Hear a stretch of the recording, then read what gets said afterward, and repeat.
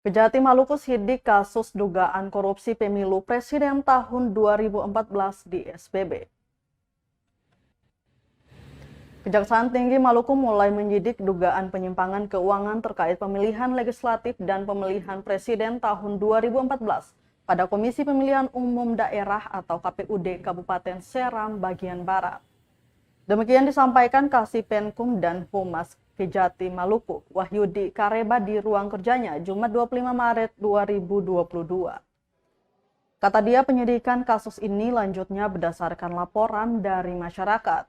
Wahyudi menjelaskan pagu anggaran yang didapat KPUD untuk pemilu 2014 itu sebesar 13,6 miliar. Anggaran tersebut diperuntukkan untuk 11 kecamatan di SBB, yakni anggaran tersebut yang terrealisasi sekitar 10,7 miliar. Namun sebanyak 9,6 miliar tak bisa dipertanggungjawabkan. Lanjutnya, jaksa masih akan memanggil saksi untuk mengetahui kejelasan perkara tersebut.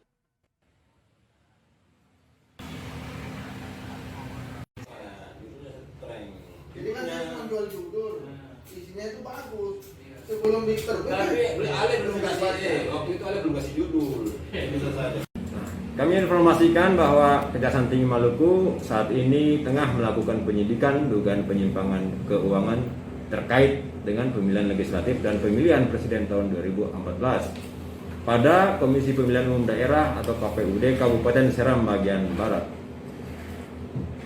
Dengan dugaan kerugian sejumlah kurang lebih 9,6 miliar dari pagu 13,6 miliar dan realisasi anggaran sekitar 10 miliaran rupiah. Dapat kami jelaskan juga bahwa untuk jadwal atau kegiatan selanjutnya dijadwalkan akan memanggil para saksi-saksi untuk memberikan keterangannya dan diharapkan penanganan perkara ini dapat bisa diselesaikan.